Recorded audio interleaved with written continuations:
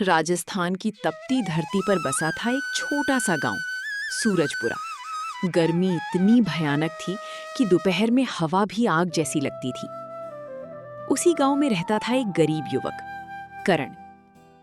उसके साथ उसकी पत्नी सीमा और बीमार पिता रहते थे।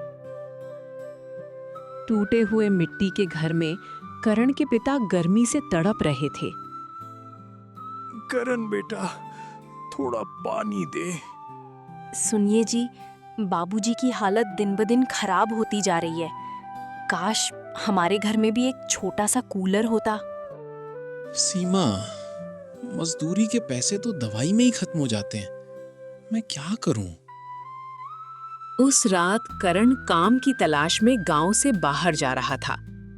तभी रास्ते में एक पुराने पीपल के पेड़ के नीचे उसे एक रहस्यमयी साधु दिखाई दिए। बेटा करण, तू बहुत परेशान लग रहा है। बाबा, आपको मेरा नाम कैसे पता? जिसका दिल साफ होता है उसकी तकलीफ हवा भी बता देती है।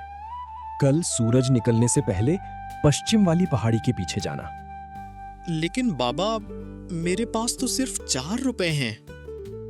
अगर नीयत साफ हो तो 1 रुपया भी बहुत होता है। अगली सुबह करण पहाड़ी के पीछे पहुंचा। वहां घने कोहरे के बीच एक अजीब बाजार लगा हुआ था। क्या चाहिए बेटा? एक छोटा कूलर चाहिए। 2 रुपये। इतना सस्ता? यहाँ कीमत पैसों से नहीं, नीयत से तय होती है। करण कूलर लेकर गांव पहुंचा और चौक में बेचने लगा। आ जाइए, सिर्फ 80 रुपए में ठंडी हवा वाला कूलर। अरे, बाजार में तो 4000 का मिलता है। मैं चाहता हूं कि गरीब आदमी भी ठंडी हवा में सो सके। एक मुझे भी दे दो बेटा। लेकिन गांव का लालची दुकानदार भैरवलाल ये सब देखकर जल उठा। ये गरीब लड़का मेरा व्यापार खत्म कर देगा। आज रात इसकी दुकान जला दूंगा। आधी रात को भैरूलाल ने करण की दुकान में आग लगा दी। आग, आग, कोई बचाओ। हे भगवान, सब कुछ खत्म हो गया। अब हम क्या करेंगे करण? हिम्मत अभी बाकी है सीमा। मेरे पास अभी 2 रुपए बचे हैं। और करण एक बार फिर उसी रहस्यमयी बाजार की ओर निकल पड़ा। लेकिन इस बार भैरवलाल चुपके से उसका पीछा कर रहा था।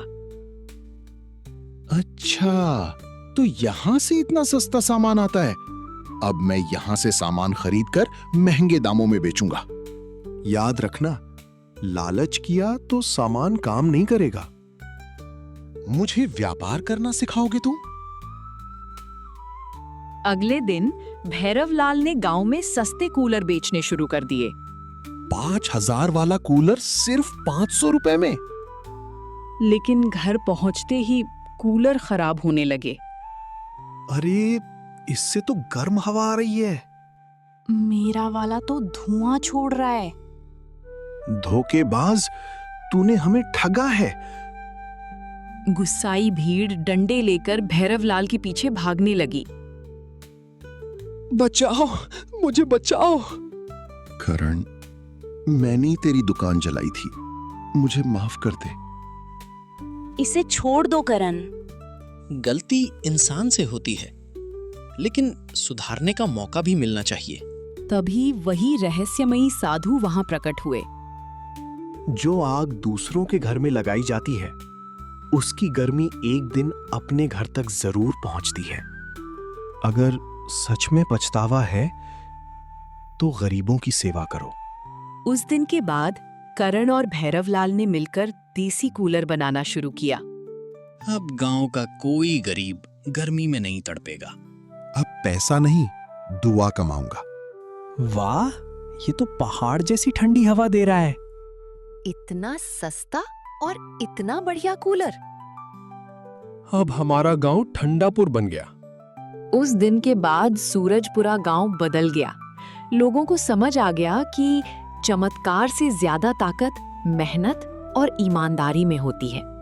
और कहते हैं, आज भी रविवार की सुबह उस पहाड़ी के पीछे हल्का कोहरा दिखाई देता है।